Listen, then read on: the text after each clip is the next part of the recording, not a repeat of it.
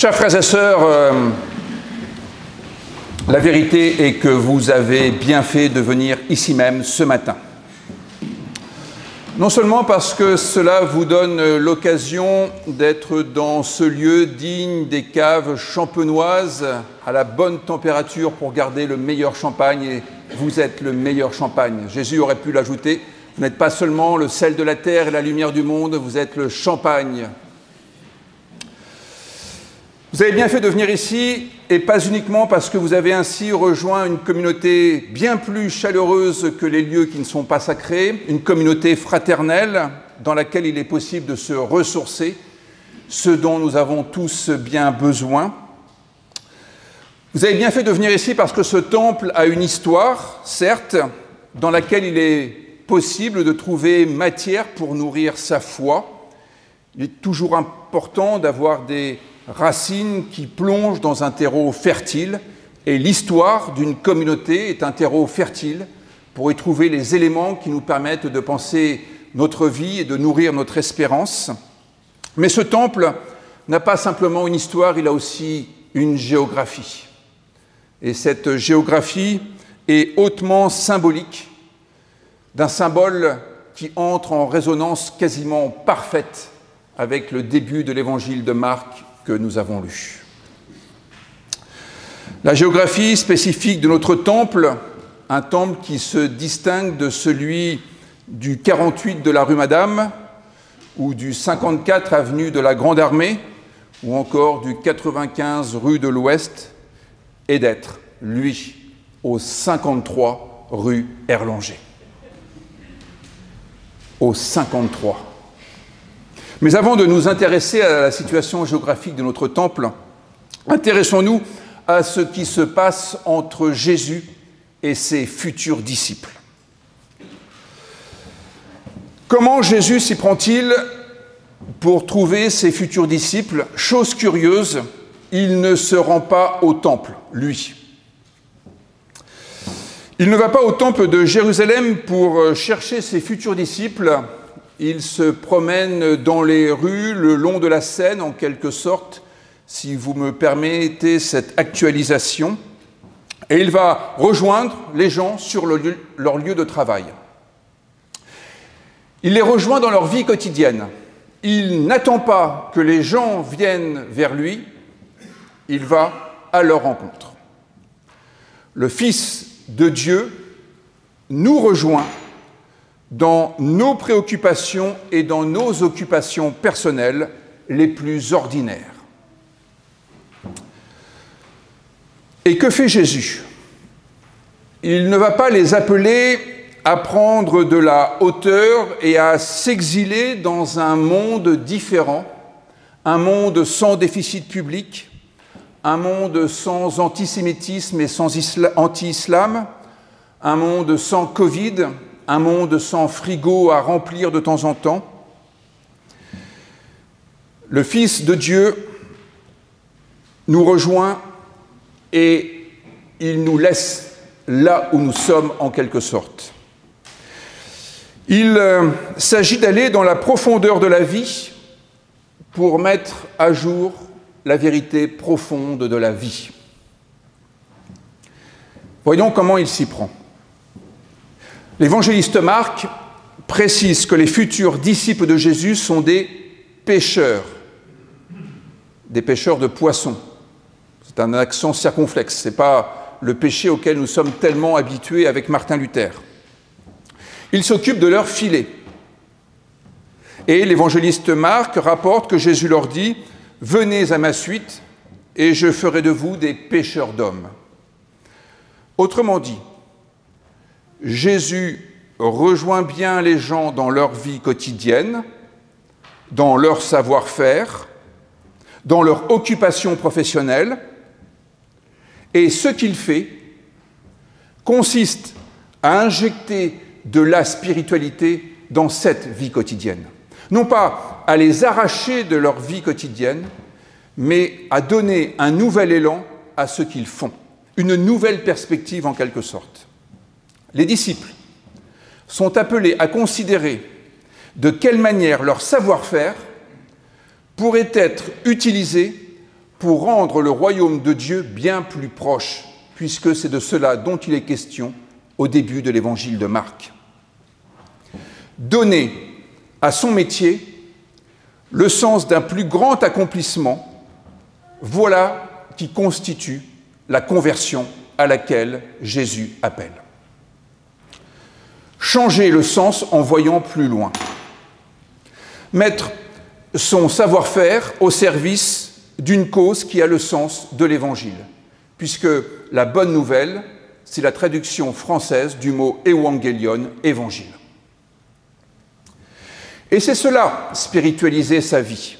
Être disciple du Christ consiste à donner le sens du royaume de Dieu à ce que nous faisons, à ce que nous vivons, en famille, en vacances, au travail. Il y a là quelque chose de décisif, parce que bien souvent, on attend de la foi chrétienne qu'elle nous permette de nous évader de ce monde. Mais ce monde, c'est le monde que Dieu t'a tant aimé qu'il lui a donné son Fils unique. Non pas pour qu'il y ait une sorte de grande évasion vers ailleurs, mais pour pouvoir réinvestir notre manière d'être humain dans ce monde et de pouvoir donner à l'histoire de ce monde le sens de l'Évangile. Premier point, donc, le fait d'être rejoint dans notre vie quotidienne, non pas pour en être extrait, mais pour pouvoir avoir un nouveau rapport à notre vie quotidienne. Et cela va être un peu plus compréhensible en nous attachant à comprendre ce que signifie la conversion ou la repentance dont il est question dans la prédication de Jésus. Nos traductions font état de la repentance ou de la conversion pour restituer le mot métanoïa. Jésus utilise, l'évangéliste Marc, met dans l'attitude de Jésus le principe de métanéo. Et donc, on va essayer de comprendre ce que ça signifie, ce verbe.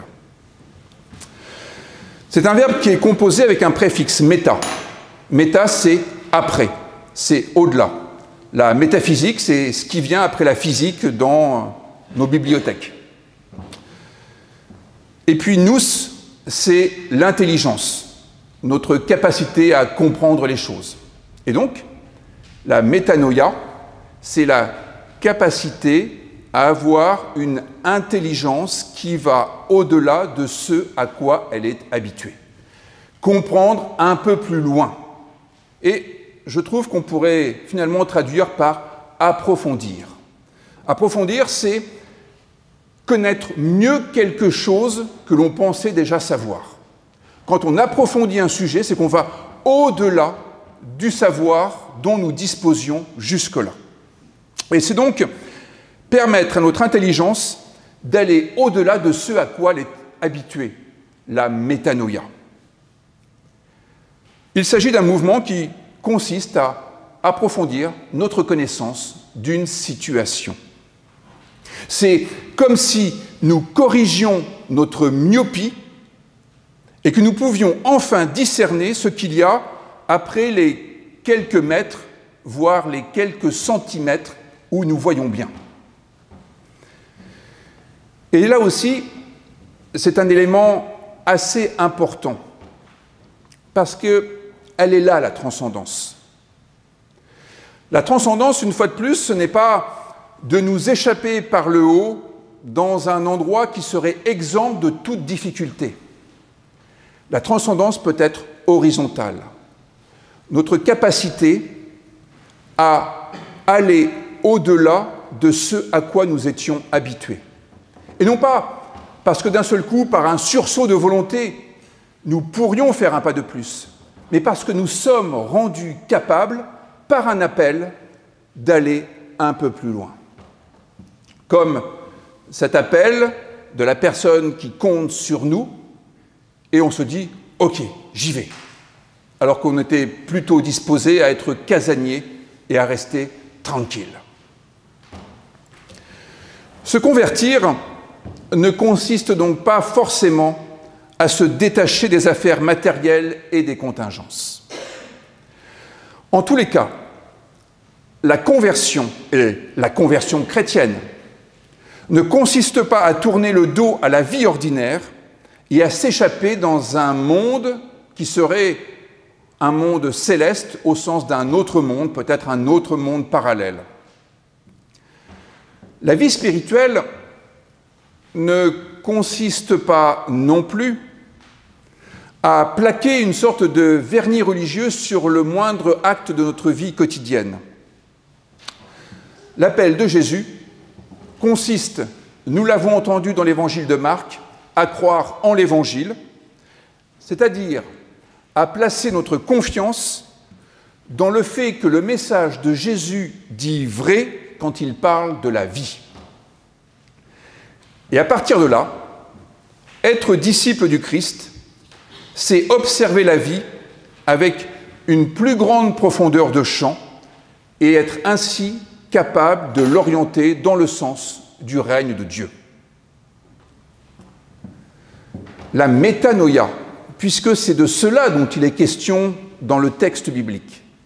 La métanoïa, c'est ouvrir notre intelligence à ce qu'il y a derrière les images d'Épinal, derrière les stéréotypes, derrière les rumeurs, derrière les images toutes faites, pour rejoindre la vérité de chaque situation et de chaque personne. C'est quitter le monde des illusions pour entrer dans le royaume du réel, de la vérité. Vous voilà maintenant prêts pour comprendre toute la beauté du 53 de la rue Erlanger. Quelle est la vérité de notre localisation géographique et en quoi est-elle en accord avec notre texte biblique? Notre temple est donc situé au 53 de la rue Erlanger. Eh bien, 53 a ceci de spécifique que c'est un nombre premier. La caractéristique d'un nombre premier est de n'être divisible que par 1 et par lui-même. Autant vous dire que c'est un nombre qui reste assez fidèle à lui-même. Un nombre assez stable, quoique cette stabilité ne l'empêche pas de bouger et d'évoluer. Il est en quelque sorte stable, comme le cycliste qui, pour rester stable, doit pédaler et avancer. Sinon, il chute. Le nombre premier, dans l'ensemble des entiers, est un nombre qui ne peut pas se perdre. Jamais. Multipliez-le avec ce que vous voulez. Au bout du compte, on pourra toujours faire la décomposition de ce nombre-là en facteur premier et on le retrouvera, ce nombre premier. Il ne se perd pas, il ne se dilue pas, il ne se volatilise pas. Même quand ils sont multipliés à outrance avec d'autres nombres, il est possible de les retrouver parce qu'il n'y a qu'une seule décomposition en facteur premier pour chaque nombre. Prenez un nombre premier, prenez 53, multipliez par tout ce que vous voulez, au bout du compte, vous pourrez toujours le retrouver. Vous pourrez aller le chercher et le sauver. Dans le résultat obtenu, en le décomposant, on aura toujours la possibilité de retrouver ce nombre premier. Voyons maintenant le rapport qu'il y a avec l'appel des premiers disciples. Jésus, comme cela a été rappelé par Marc à la première ligne de son évangile, est Christ, Fils de Dieu. Cela signifie que Jésus incarne Dieu parmi les hommes. Qu'est-ce que Dieu?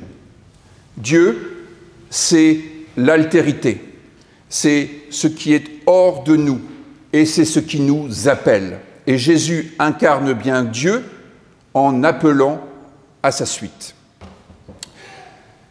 Dieu comme figure de l'altérité, figure de l'autre, figure de la différence. Dieu, c'est ce qui nous sort de l'état naturel, qui nous met hors de nous, en quelque sorte, pour nous faire exister. Et Jésus, en tant que Fils de Dieu, Christ, incarne cette altérité-là. Ce qui fait la caractéristique de Jésus, c'est l'altérité. En permanence, il échappe à la mainmise de tous ceux qui voudraient l'attraper pour le garder jalousement pour eux-mêmes. Il échappe à la foule, il se met en retrait, et sa parole tranche. Sa parole n'est pas comme celle des scribes et des pharisiens.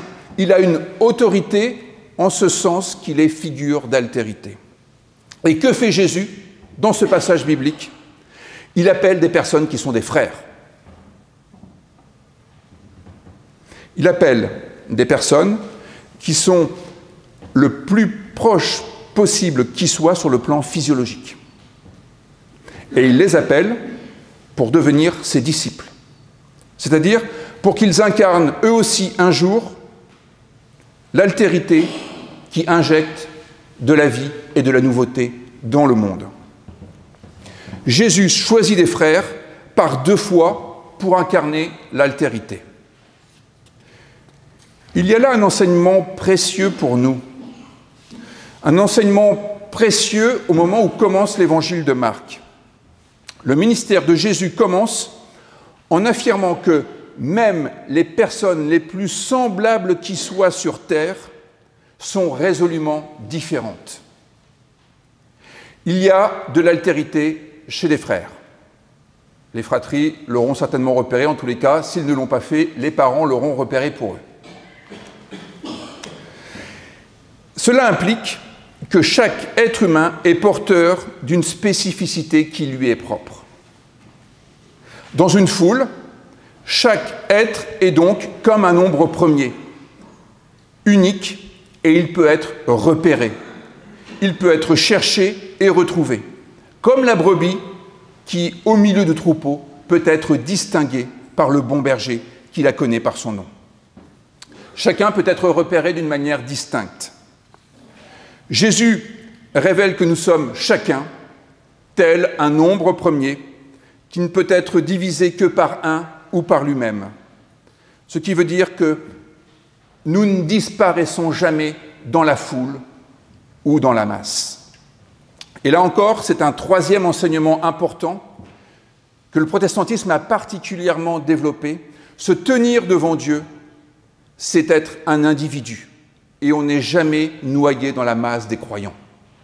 Il n'y a pas de considération pour la masse supérieure à la considération pour les individus. Même au cœur d'une humanité de 8 milliards d'êtres humains, nous restons uniques. Et quand le discours ambiant consiste à dire, au fond, l'important, c'est la souveraineté populaire, c'est ce que dit la majorité. Il ne faut jamais perdre de vue que chaque individu est porteur d'une spécificité qui lui est propre et qui est nécessaire à l'ensemble. Du point de vue de Dieu, chaque être humain a non seulement une valeur propre, mais une valeur indispensable. Au fil des ans, nous pouvons changer d'apparence, nous pouvons changer de style de vie, nous pouvons changer d'opinion, mais nous gardons une valeur inaltérable qui est notre valeur. Rapportée à l'Église, cette vérité signifie que notre présence est déterminante. Si nous ne sommes pas là, physiquement présents, personnellement, alors l'Église n'est plus la même. Notre présence est déterminante.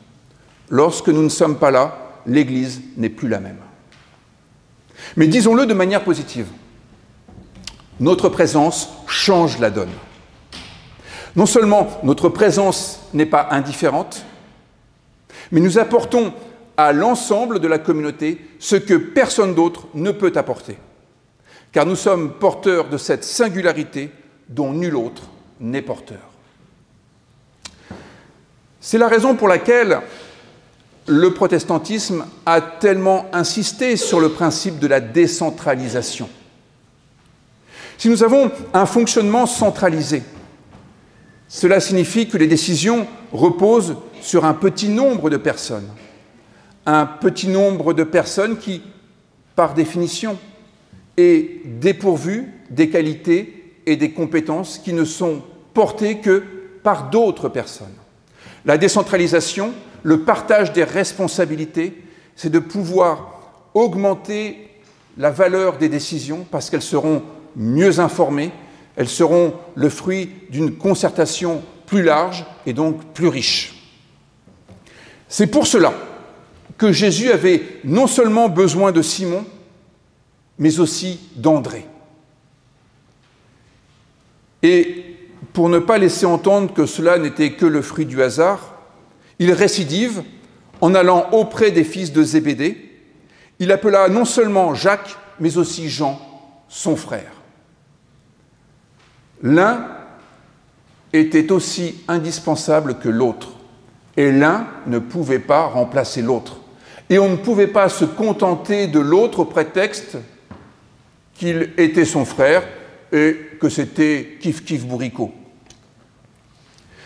Jésus avait besoin de l'un et de l'autre, quoi qu'ils fussent frères. Aujourd'hui encore, cela est vrai. Notre présence personnelle est requise. Chacun de nous a sa part à prendre dans l'accomplissement du royaume de Dieu. Si nous ne sommes pas là pour répondre à l'appel, personne d'autre ne pourra le faire à notre place. Amen.